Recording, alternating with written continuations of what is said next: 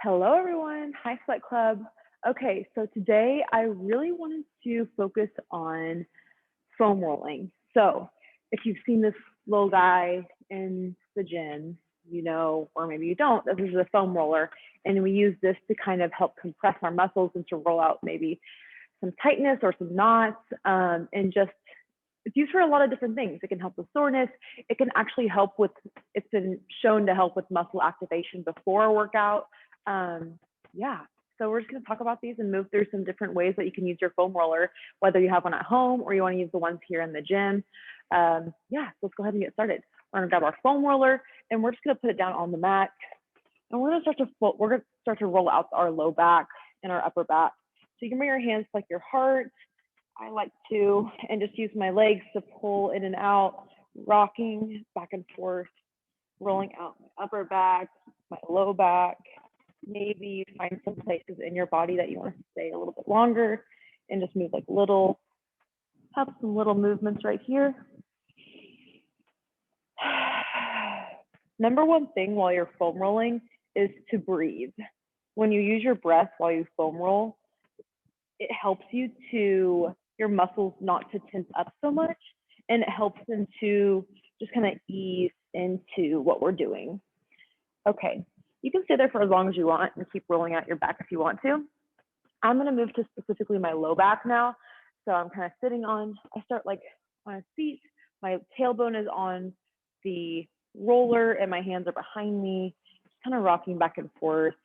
I like to shift from side to side, focusing on the top part of my glute and my hips, just rolling out that low back, noticing how that feels, taking those deep breaths while you're here. This might feel good after you do your deadlifts or leg day, anything like that. Just making sure to breathe. Nice. And starting to move into your glute area. Start to roll that foam roller down just a little bit more. And then again, you could find like a place right there that you find some tightness and move really small. Maybe you want to shift back and forth, kind of floss that out.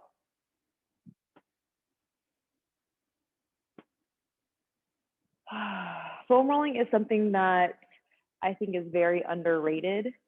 A lot of times we're sore and we don't know what to do. And so we think of resting, we think of maybe going for a walk or taking a hot bath with some Epsom salt. But truthfully, even though this probably is the most painful option to foam roll, it could be the most effective.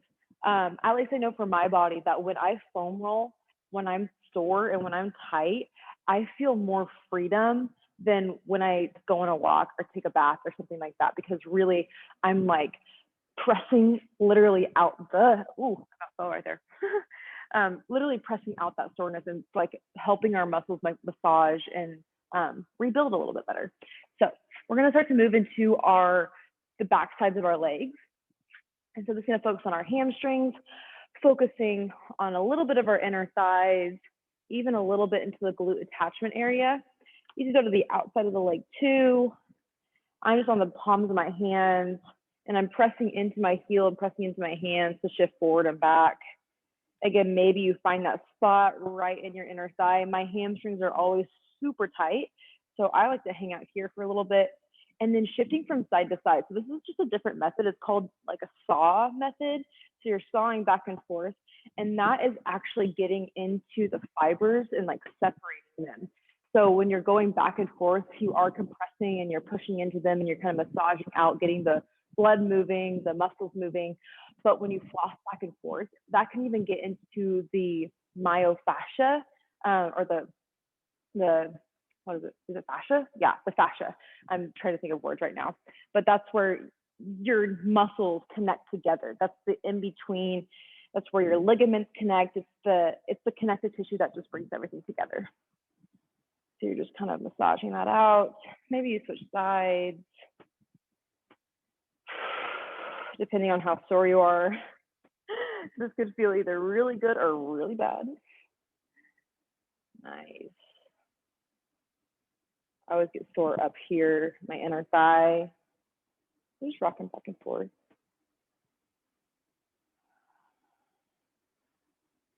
Good. And then we're going to move into our calves area. So a few options here for what you could do to roll your calf. You could literally just like move your legs like this. I like to point my toes and kind of release some tension. And I feel like that gets deeper into the part of my muscles that I want to roll out.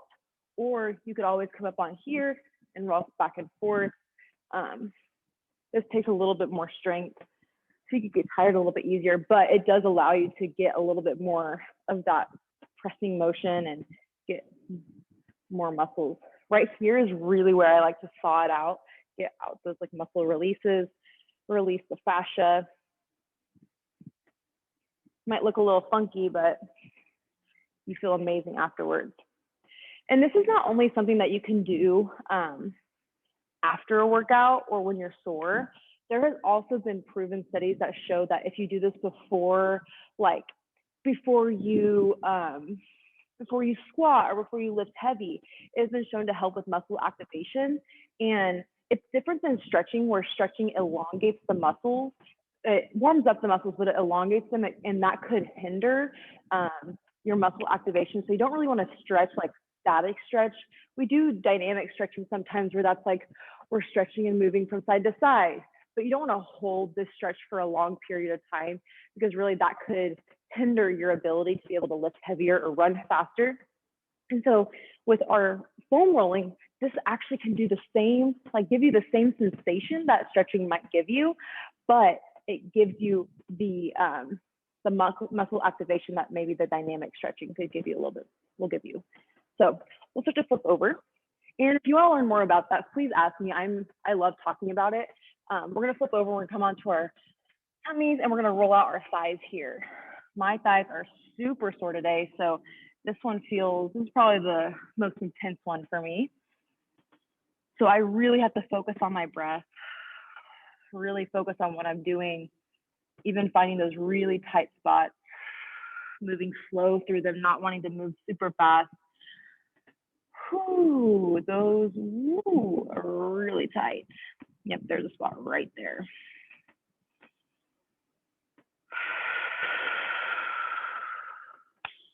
And my elbow popped.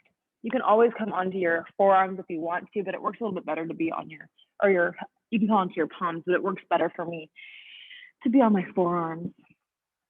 And then once you've got enough of that, I'm gonna shift onto my right side. So I'm on my right forearm and I'm on my right leg.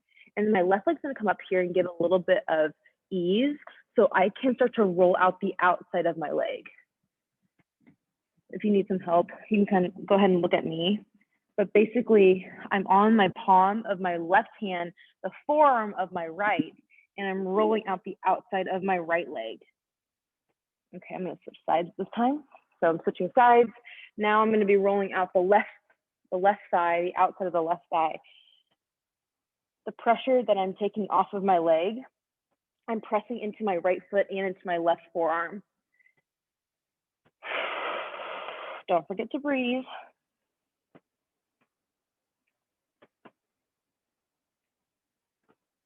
Okay, and then if you want to, there's no pressure to, but you can always roll out your shins, coming onto your shins and rocking back and forth. This will help maybe for those runners out there who have some shin stuff going on. This might feel good. Maybe after jump roping.